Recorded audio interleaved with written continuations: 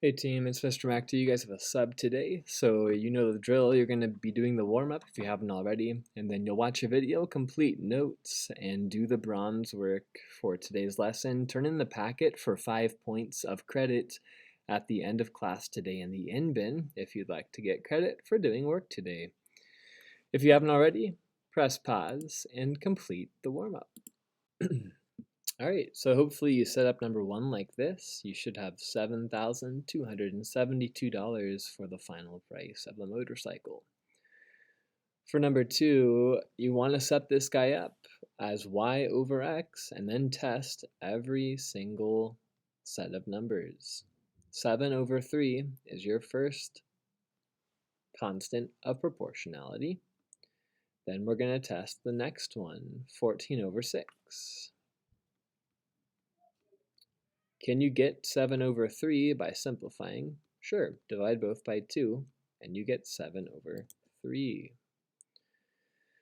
Let's check the next one, 20 over 9. Can I get 7 over 3? Well, I can't divide 20 by anything to get to 7, so it doesn't work. You would put no for your answer. For number 3, Mr. McT ran in college. He could run 5 1/10 miles in 27 minutes. How fast did he run per mile? Scavenger hunt time. Set up what you're looking for. You want minutes on top, per mile on bottom. Set up your first clue with minutes on the top, miles on the bottom. And we have some work to do to get that first clue. We're dividing 27 by 5 1/10. 5 1/10 is really 51 over 10. Oh boy. Okay, that's divided by, so we're going to keep flip and change.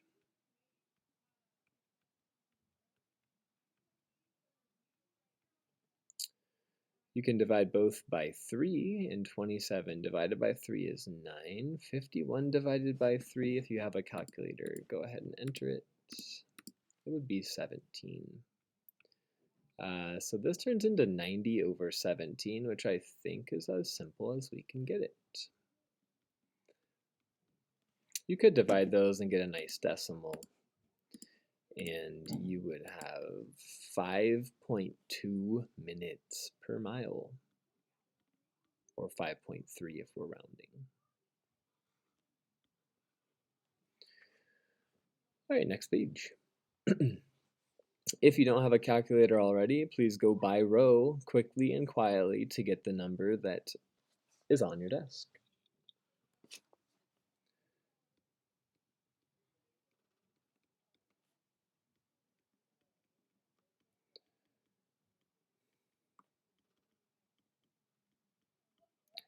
Today's aim is to solve simple interest problems that are very similar to percents, but they have a specific equation that we use. You may have heard interest in the real world, and there are two types of interest. There's interest that makes you money by saving and investing, and there's interest that makes you owe money by borrowing, maybe credit cards, paying for a car that you take a loan out on. Two types that we're going to talk about. And you can write some various ones you've heard parents talk about, but you could put any savings account here or retirement.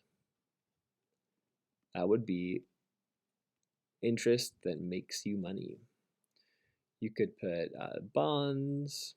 There's a mutual, lots of different things that you can do in the money world. And negative interest is like a loan for a car or a credit card.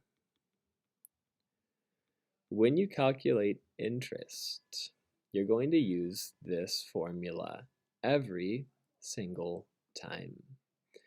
The I stands for the interest or the dollar amount that you owe or you make. I stands for interest. The P is principal. That's the amount of money that you take out for a loan. Principal is the money that you're actually starting with or you're putting in. The rate is your percent,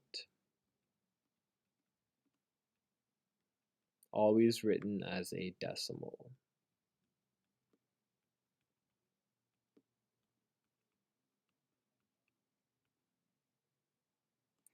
And the T stands for time. How long are you borrowing the money for? Let's look at some examples and we'll plug in this equation. Find the simple interest for each. So how much money do we get back after Caitlin invests? This would be like the positive money. So she's putting in money and she wants to earn something back. Your interest is going to be the amount that she gets to keep, but her starting point is $5,000. That is her principal.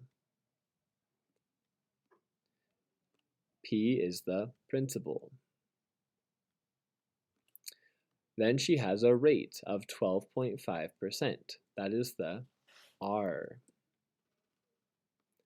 She's multiplying 5,000 times 12.5, but it's actually the decimal version. So 12.5 would turn into 0.125.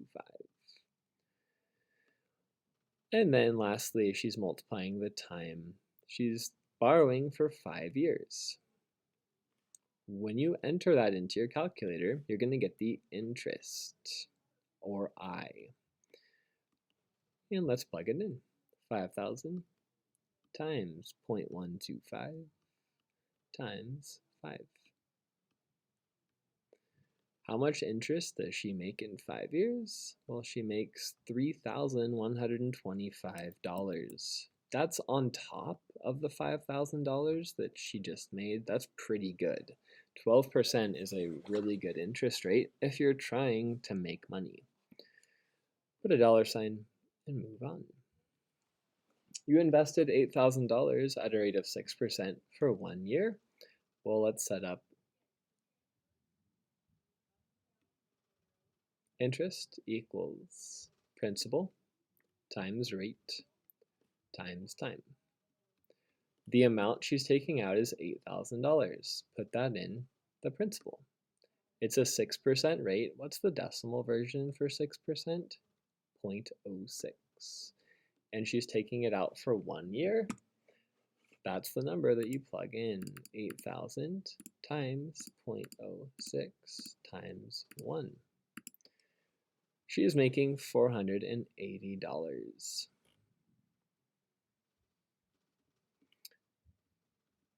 of interest on top of the amount that she put in. Last one, Sarah took out a loan for $15,000 at a rate of 3.5% for 25 years. What's the total amount she'll pay back on her loan? This is the bad type of interest. So this is the interest that it just costs you money. And there's reasons you would take out a loan, but this is going to cost her some money. We're going to put it in red since it's what costs her. The interest would equal the principal times the rate times the time.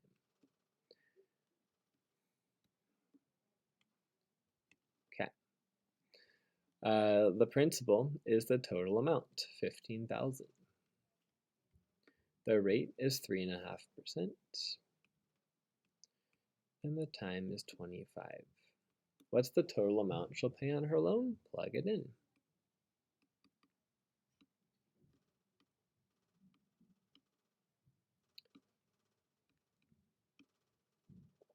So let's pause here because she has interest that costs $13,125.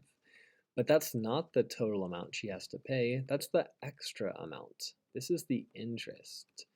If you wanted to find the total, this is different than the first two examples. You have to take 15,000 and she's still having to pay that back.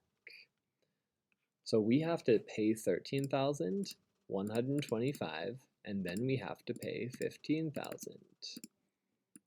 So we're actually paying, instead of just 15,000, we have to pay $28,125 in total. That's a lot of money. Next page, please.